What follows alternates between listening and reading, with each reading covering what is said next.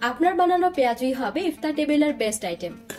কোনো রকম ডাল বাটাবাটির ঝামেলা ছাড়াই মসুর ডালের পেঁয়াজু কিংবা পাকোড়া কিভাবে বাসায় তৈরি করতে পারবেন সেই রেসিপিটি শেয়ার করব আজকের ভিডিওতে। অনেক বেশি ক্রিস্পি এবং অনেক বেশি মজাদার এই মসুর ডালের পাকোড়াগুলো তৈরি করতে ডাল বাটতে হবে না, ডাল সিদ্ধ করারও প্রয়োজন নেই। হাতে অল্প কিছু সময় নিয়ে এবং অল্প কিছু উপকরণ দিয়ে আপনারা এই পেঁয়াজুগুলো তৈরি করতে পারবেন, যেটা বাসায় ছোট থেকে বড় সবাই খেতে অনেক বেশি পছন্দ করবে আর তৈরি করাও অনেক সহজ। মসুর ডালের পেঁয়াজু তৈরি করে নেওয়ার জন্য আমি এখানে 1.5 কাপ পরিমাণ মসুরের ডাল সারা রাত পানিতে ভিজিয়ে রেখেছিলাম।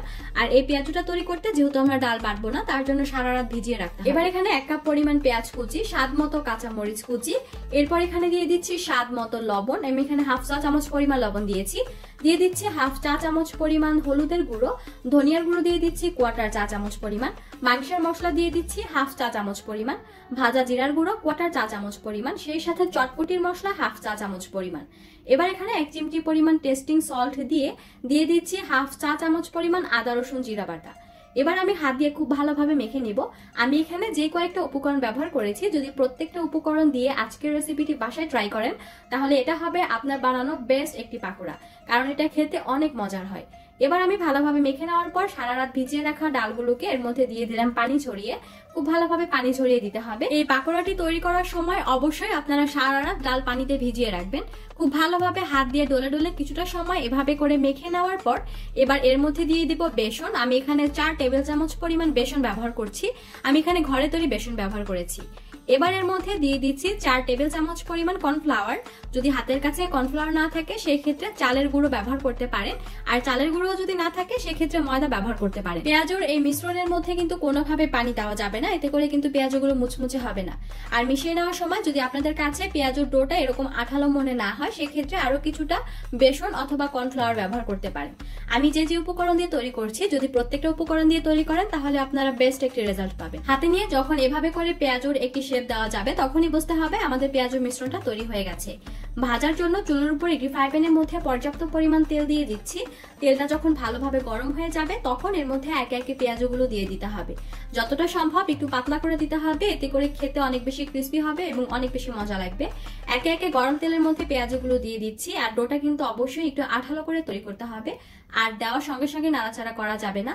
যখন নিচ থেকে কিছুটা শক্ত হয়ে যাবে তখন উল্টে দিতে হবে, তা না হলে কিন্তু ভেঙে যেতে পারে। এই যে দেখুন আমি পেঁয়াজগুলোকে উল্টে পাল্টে দিচ্ছি। আর চুলার আঁচটাকে মিডিয়ামে রেখে এরপর ভাজতে হবে, কারণ খুব বেশি হাই হিটে ভাজলে কিন্তু উপরে খুব তাড়াতাড়ি কালার চলে আসবে এবং ভেতর থেকে মুচমুচে হবে না। মিডিয়াম আঁচে নেড়ে চেড়ে পেঁয়াজগুলোকে ভেজে নিতে হবে। পেঁয়াজগুলো যখন ভাজা হয়ে যাবে উপরের দিকে খুব সুন্দর একটি লাল লাল কালার চলে আসবে, তখন এগুলোকে তেল ছড়িয়ে উঠিয়ে নিতে হবে। নাস্তায় ঝটপট অতিথি আপ্যায়নে ইফতারিতে যে কোনো সময় আপনারা এই পেঁয়াজুটা তৈরি করতে পারেন। ছোট থেকে বড় পরিবারের সবাই এই পেঁয়াজুগুলো খেতে অনেক বেশি পছন্দ। 1 কাপ মুরগির মাংস এবং সেই সাথে একটি ডিম দিয়ে 10 মিনিটে তৈরি করা যাবে এমন মজাদার একটা রেসিপি আজ আমি আপনাদের সাথে শেয়ার করব। এর উপরের দিকটা অনেক বেশি ক্রিস্পি আর ভেতরে অনেক বেশি সফট হওয়ার কারণে এই স্ন্যাক্সটি খেতে অনেক বেশি ভালো লাগছে। মুরগির মাংস দিয়ে এই নাস্তাটি তৈরি করার পর কিভাবে ওই একই উপকরণ দিয়ে আপনারা এই মুচমুচে পাপড় তৈরি করতে পারবেন সেই রেসিপিটিও দেখিয়েছি আজকের ভিডিওতে। বাসায় আপনারা ঝটপট 10 মিনিটের মধ্যে এই দুটো নাস্তা একসাথে তৈরি করে ফেলতে পারেন। বিকেল বেলার নাস্তায় কিংবা অতিথি আপ্যায়নে এমনকি বাচ্চাদের টিফিনের জন্য তৈরি করতে পারবেন। চলুন তবে এক নজরে দেখে নিই আমাদের আজকের রেসিপিটি। আমি প্রথম রেসিপির জন্য এখানে 1 কাপ পরিমাণ মুরগির মাংস নিয়েছি। এবার আমি এর মধ্যে একটি ডিম ভেঙে দিলাম। দিয়ে দিচ্ছি 1 চা চামচ পরিমাণ লবণ এবং 1 চা চামচ পরিমাণ লাল মরিচের গুঁড়ো। ঝাল এবং লবণ দুটোই নিজেদের স্বাদ মতো বাড়িয়ে কমিয়ে দিতে পারেন। 1/2 চা চামচ পরিমাণ সাদা কালো গোলমরিচের গুঁড়ো দিয়ে দিচ্ছি। 1/2 চা চামচ পরিমাণ গরম মশলার গুঁড়ো। আমি এখানে বাজার থেকে কিনে আনা গরম মশলা ব্যবহার করেছি। এবার আমি এর মধ্যে দিয়ে দিচ্ছি টেস্টিং সল্ট 1/4 চা চামচ পরিমাণ, তবে এটা অপশনাল। এবার এর মধ্যে সয়া সস দিয়ে দিচ্ছি 1 টেবিল চামচ পরিমাণ, আর ফিশ সস দিয়ে দিচ্ছি 1/2 চা চামচ পরিমাণ। ফিশ সস থাকলে দিবেন, না থাকলে এর পরিবর্তে এখানে টমেটো সস ব্যবহার করতে পারেন। এবার এই সব কিছুকে হাত দিয়ে খুব ভালোভাবে মেখে নিয়ে একটি প্লাস্টিক র্যাপারের সাহায্যে ঢেকে একটা সাইডে রেখে দিচ্ছি 10 মিনিটের জন্য। তবে হাতে সময় না থাকলে আপনারা ইনস্ট্যান্টও তৈরি করতে পারেন। এবার আমি এখানে আরো একটি শুকনো পাত্রের মধ্যে 1/2 কাপ পরিমাণ ময়দা নিয়ে নিচ্ছি। ময়দার পরিবর্তে এখানে সম পরিমাণে আটা ব্যবহার করা যাবে। এবার আমি এর মধ্যে 1/2 চা চামচ পরিমাণ লাল মরিচের গুঁড়ো দিয়ে দিচ্ছি, আর দিয়ে দিচ্ছি 1/4 চা চামচ পরিমাণ গরম মশলার গুঁড়ো। এবার আমি এর মধ্যে দিয়ে দিব লবণ। আমি এখানে 1/2 চা চামচে যেহেতু কিছুটা কম লবণ ব্যবহার করেছি, আর খুবই সামান্য পরিমাণ কালো গোলমরিচের গুঁড়ো দিয়ে সবকিছুকে ভালোভাবে মিশিয়ে নিব। আপনাদের কাছে যদি আমার রেসিপি ভালো লেগে থাকে এবং এরকমই আরো মজার মজার রেসিপি দেখার জন্য আমার চ্যানেলটিকে সাবস্ক্রাইব করতে কিন্তু একদমই ভুলবেন না। সবকিছু ভালোভাবে মিশিয়ে নিয়ে একটা সাইডে রেখে দিয়েছি। আর আমরা প্রথমে যে মাংসটাকে মেখে রেখে দিয়েছিলাম, এবার এই মাংসটাকে আরেকবার ভালোভাবে মিশিয়ে নিচ্ছি। এভাবে করে মশলা দিয়ে মেখে আপনারা যে কোনো এয়ারটাইট বক্সে করে ডিপ ফ্রিজে বেশ অনেকদিন পর্যন্ত মাংসগুলোকে সংরক্ষণ করতে পারেন। এবার আমি মেখে নেওয়া মাংস এর মধ্যে দিয়ে খুব ভালোভাবে হাত দিয়ে চেপে চেপে একটি কোট করে নিচ্ছি। এভাবে করে একবার কোট করে নিলেই হয়ে যাবে, পানিতে ডুবিয়ে আরেকবার কোট করে নেওয়ার কিন্তু কোনো প্রয়োজন নেই। আপনারা চাইলে এভাবে একটি একটি করে এভাবে করে ময়দার মধ্যে কোট করে দিতে পারেন, আবার চাইলে আমার মতো একসাথে অনেকগুলো দিয়ে হাত দিয়ে চেপে চেপে এভাবে করে কোট করে নিতে পারেন। আমি এরকম ভাবে সবগুলো চিকেন এর মধ্যে কোট করে নিয়েছি। আর কোট করে নেওয়ার পর সঙ্গে সঙ্গে তেলের মধ্যে দিয়ে দিতে হবে। এখানে আমি একটি ফ্রাই প্যানে তেল গরম করতে দিয়েছিলাম, আর তেলটা ভালোভাবে গরম করে নিতে হবে। তেলটা যখন গরম হয়ে যাবে তখন এর মধ্যে আগে থেকে কোট করে নেওয়া চিকেনগুলো দিয়ে দিতে হবে। আপনারা দেখতে পাচ্ছেন আমি একসাথে সবগুলো চিকেন এভাবে করে ময়দার মধ্যে কোট করে নিয়েছি। শুধু একবার কোট করে নিয়ে সঙ্গে সঙ্গে তেলের মধ্যে দিয়ে দিলেই কিন্তু হয়ে যাবে। যেহেতু হাড় ছাড়া মুরগির মাংস দিয়ে আমরা স্ন্যাক্সটি তৈরি করছি, যার কারণে এগুলো হতেও কিন্তু সময় লাগবে না। হাড় ছাড়া মুরগির মাংস সিদ্ধ হতে কিন্তু খুবই কম সময় লাগে। এভাবে করে সবকিছুকে নেড়ে চেড়ে ভালোভাবে এগুলোকে ভেজে নিতে হবে। এগুলো ভাজার সময় তেলে দেওয়ার সঙ্গে সঙ্গে কিন্তু নাড়াচাড়া করা যাবে না, এতে করে উপরে কোটিং গুলো আলগা হয়ে খুলে আসবে। যখন একটা পাশ কিছুটা শক্ত হয়ে যাবে তখন আপনারা নেড়ে চেড়ে নিতে পারেন। সবগুলো উল্টে পাল্টে কিছুটা সময় ভাজার পর যখন এগুলোর উপরে এরকম লাল লাল কালার চলে আসবে তখন আমি এগুলোকে চুলো থেকে নামিয়ে নিব। আর উপরের দিকটা অনেক বেশি ক্রিস্পি আর ভেতরে অনেক বেশি সফট হওয়ার কারণে এই স্ন্যাক্স গুলো খেতে ভীষণ ভালো লাগে। ঝটপট এভাবে করে আপনারা তৈরি করে নিতে পারেন। এবার আমরা এই পাপড়গুলোকে তৈরি করে নিব। চিকেন গুলোকে ভালোভাবে কোট করে নেওয়ার পর যতটুকু ময়দা অবশিষ্ট ছিল তার মধ্যে আমি কিছুটা পানি দিয়ে একটি পাতলা ব্যাটার তৈরি করে নিয়েছি। ব্যাটারটাকে ভালোভাবে পাতলা করে নিতে হবে, এতে করে পাপড়গুলো অনেক বেশি মুচমুচে হবে। এভাবে করে গরম তেলের মধ্যে আমি একটি একটি করে দিয়ে দিচ্ছি। আর এভাবে করে দিয়ে দিলে এটা নিজে নিজে একটা শেপের মধ্যে চলে আসবে। এবার এই পাপড়গুলোকে উল্টে পাল্টে লাল লাল করে ভেজে নিলেই কিন্তু এটা নামানোর পর অনেক বেশি মুচমুচে হয়ে যাবে। আর এই মুচমুচে পাপড়গুলো কিন্তু সসের সাথে খেতে অনেক বেশি ভালো লাগে। এই পাপড়গুলো কিন্তু অনেক বেশি ক্রিস্পি হয়ে থাকে, আর পাপড়গুলো ভাজার সময় একটু লাল লাল করে ভেজে নিলেই কিন্তু হয়ে যাবে তার একটি কাবাব। এই কাবাবটি তৈরি করতে একদমই অল্প উপকরণ লাগে আর তৈরি করা অনেক বেশি সহজ। আর এই কাবাবটি এত বেশি মজাদার হয়ে থাকে যে আপনারা একবার তৈরি করলে বারবার তৈরি করে খেতে ইচ্ছে করবে। চলুন তবে দেখে নেওয়া যাক ভীষণ মজাদার এই কাবাবের রেসিপিটি। কাবাব তৈরি করে নেওয়ার জন্য আমি এখানে 1/3 কাপ পরিমাণ হাড় ছাড়া মুরগির মাংস নিয়েছি, আর মুরগিগুলোকে আমি ব্লেন্ডারের সাহায্যে ব্লেন্ড করে নিয়েছি। এবার আমি এর মধ্যে ব্রেড ক্রাম্ব দিয়ে দিয়েছি 1/3 কাপ পরিমাণ। এখানে আমি 4 স্লাইস পাউরুটিকে ব্লেন্ডারের সাহায্যে একদম ব্লেন্ড করে নিয়েছি। আর দিয়ে দিলাম সিদ্ধ করে রাখা আলু। এখানে একটি বড় সাইজের আলু রয়েছে, আর আলুটাকে সিদ্ধ করার পর আমি হাত দিয়ে ম্যাশ করে নিয়েছি। এবার আমি এখানে একটি টমেটো কুচি দিয়ে দিচ্ছি, আর টমেটোগুলোকে ছোট ছোট করে কেটে নিতে হবে। আর দিয়ে দিচ্ছি কাঁচামরিচ কুচি 1 টেবিল চামচ পরিমাণ। ঝালের পরিমাণটা নিজেদের স্বাদের উপর নির্ভর করে বাড়িয়ে কমিয়ে দিতে হবে।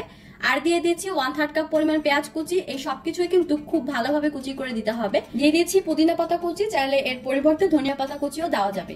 এবার দিয়ে দিচ্ছি স্বাদ অনুযায়ী লবণ, আর দিয়ে দিচ্ছি 1/2 চা চামচ পরিমাণ ভাজা জিরার গুঁড়ো এবং 1/4 চা চামচ পরিমাণ দিয়ে দিচ্ছি টেস্টিং সল্ট।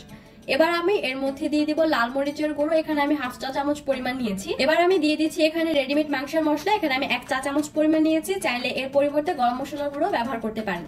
দিয়ে দিলাম 1/2 চা চামচ পরিমাণ পাপরিকার গুঁড়ো, এটা থাকলে দিবেন, না থাকলে বাদ দিতে পারেন। এবার আমি এর মধ্যে ওয়েস্টার সস দিয়ে দিচ্ছি 1 চা চামচ পরিমাণ, ঘরে থাকলে দিবেন, না থাকলে বাদ দিতে পারেন। আর এখানে আমি সয়া সস নিয়েছি 1 চা চামচ পরিমাণ। সয়া সসটা চেষ্টা করবেন অবশ্যই দেওয়ার জন্য। আর আপনাদের কাছে যদি এই দুটো সসের একটিও না থাকে তাহলে আপনারা এখানে টমেটো সসটাও দিতে পারেন। এবার আমি এর মধ্যে আদা জিরা রসুনের পেস্ট দিয়ে দিচ্ছি 1 টেবিল চামচ পরিমাণ।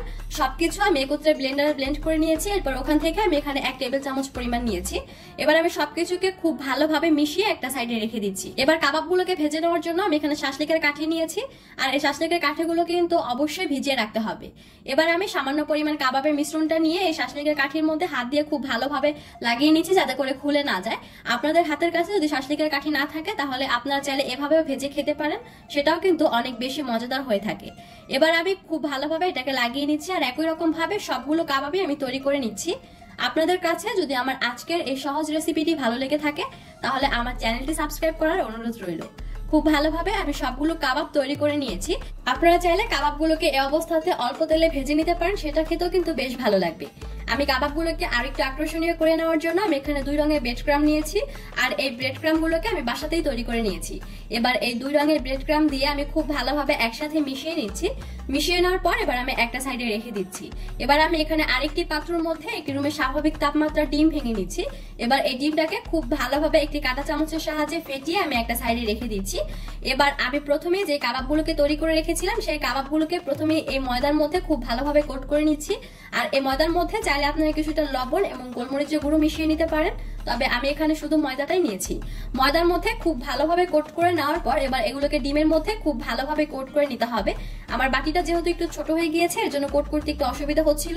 ডিমের মধ্যে কোট করে নেওয়ার সময় আপনারা অবশ্যই একটু ছড়ানো প্লেটের মধ্যে কোট করে নেবেন। এবার আমি সেই ডিমের মধ্যে কোট করে নেওয়া কাবাবটাকে খুব ভালোভাবে শুকনো হাত দিয়ে ব্রেড ক্রাম লাগিয়ে নিচ্ছি। ভেজা হাতে যদি আপনারা এভাবে ব্রেড ক্রাম লাগাতে যান তাহলে সবগুলো ব্রেড ক্রামে কিন্তু নষ্ট হয়ে যেতে পারে। ঠিক একই রকম ভাবে আমি সবগুলো কাবাবই তৈরি করে নিয়েছি। আর কাবাবগুলো তৈরি করার পর আমি সঙ্গে সঙ্গে ভাজার জন্য চলে যাচ্ছি। ভাজার জন্য এখানে ফ্রাই প্যানে কিছুটা তেল গরম করতে দিয়েছিলাম, আর তেলটা যখন কিছুটা গরম হয়ে গিয়েছে তখন আমি এর মধ্যে কাবাবগুলোকে দিয়ে দিচ্ছি। যদি তেলটা অতিরিক্ত গরম হয়ে যায় আর সেই অতিরিক্ত গরম তেলের মধ্যে আপনারা এই ব্রেড ক্রাম মেশানো কাবাবটা ভাজতে চান তাহলে কিন্তু খুব তাড়াতাড়ি উপরের এই ব্রেড ক্রামগুলো পুড়ে যাবে। এর জন্য তেলটা হালকা গরম হওয়ার পর এগুলোকে ভেজে নিতে হবে। যেহেতু আমরা এখানে কাঁচা মাংস ব্যবহার করেছি এর জন্য মাংসটা সিদ্ধ হতেও কিন্তু কিছুটা সময় লাগবে। এর জন্য মিডিয়াম আঁচে এই কাবাবগুলোকে খুব ভালোভাবে নেড়েচেড়ে ভেজে নিতে হবে। মিডিয়াম আঁচে এই কাবাবগুলো ভাজতে আমার সময় লেগেছে 6 মিনিট। যেহেতু আমাদের এই কাবাবের স্টিকগুলো কিছুটা মোটা ছিল এর জন্য ভাজতে সময়টা একটু বেশি লেগেছে। আপনাদের এই কাবাবের স্টিকগুলো কিছুটা চিকন হয় তাহলে সময়টাও কিন্তু একটু কম লাগবে। খুব ভালোভাবে কাবাবগুলো ভেজে নেওয়ার পর এবার আমি তেল থেকে উঠিয়ে নিচ্ছি। তেল থেকে উঠিয়ে নেওয়ার পর আপনারা নিশ্চয়ই দেখে বুঝতে পারছেন এটা দেখতে কতটা লোভনীয় লাগছে, আর কালারটাও কিন্তু অনেক বেশি সুন্দর হয়েছে। চেষ্টা করবেন একদমই মিডিয়াম আঁচে এগুলোকে ভাজার জন্য, এতে করে কিন্তু আপনাদের কাবাবগুলো অনেক বেশি মজাদার হবে। একটি কাবাব আমি আপনাদের কেটে দেখিয়ে দিচ্ছি। এই কাবাবটি উপরের দিকটা হবে অনেক বেশি ক্রিস্পি এবং ভেতরে সফট। সব মিলিয়ে দারুণ মজাদার এই কাবাবটি তৈরি করা কিন্তু অনেক বেশি সহজ।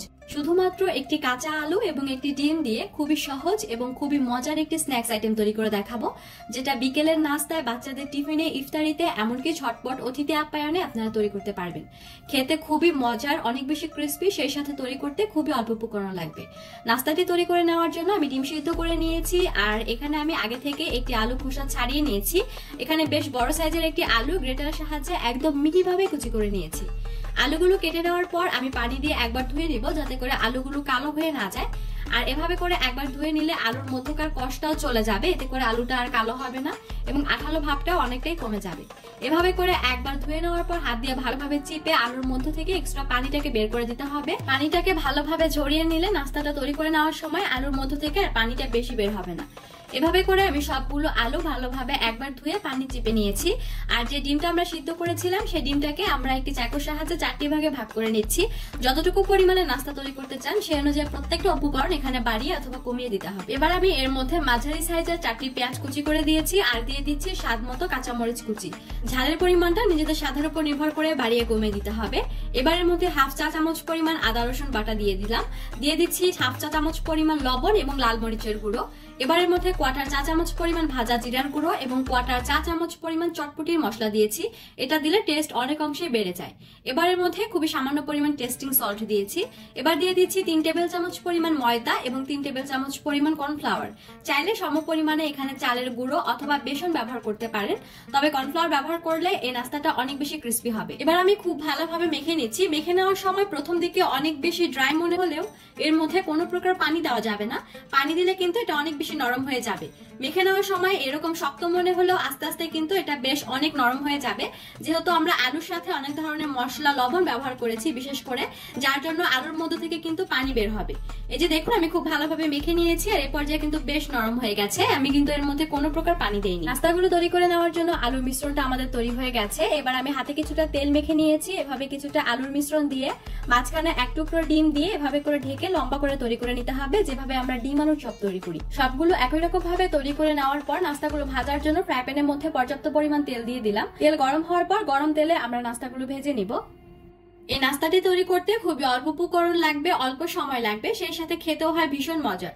আমি যেহেতু এখানে একটি ডিম ব্যবহার করেছি আর আলুর সাইজটা যেহেতু একটু বড় ছিল তার জন্য এখানে 6 পিস হয়েছে। 4টির মধ্যে ডিম আছে এবং 2টোর মধ্যে ডিম নেই। আপনারা যতটুকু পরিমাণে তৈরি করতে চান তার উপর নির্ভর করে কিন্তু প্রত্যেকটি উপকরণ বাড়িয়ে কমিয়ে দিতে হবে। চুলার আঁচটা মিডিয়ামে রেখে নেড়েচেড়ে উল্টে পাল্টে ভেজে নিতে হবে লাল লাল করে। যেহেতু এখানে কাঁচা আলু ব্যবহার করেছি তার জন্য চুলার আঁচটা কমিয়ে নিয়ে ভাজতে হবে, যাতে করে আলুটা ভালোভাবে সিদ্ধ হয়। আর চুলার আঁচটা কমিয়ে দিয়ে ভাজলে কিন্তু আমাদের নাস্তাটা অনেক বেশি ক্রিস্পি হবে। এই যে দেখুন আমার নাস্তাগুলো ভাজা হয়ে গেছে, দেখতে কত বেশি সুন্দর লাগছে। আর এই নাস্তাগুলো কিন্তু অনেক বেশি ক্রিস্পি হয়ে থাকে, খেতে ভীষণ মজার। আজকের রেসিপি এই পর্যন্তই। আবারও চলে আসবো পরবর্তীতে মজার কোনো রেসিপি নিয়ে।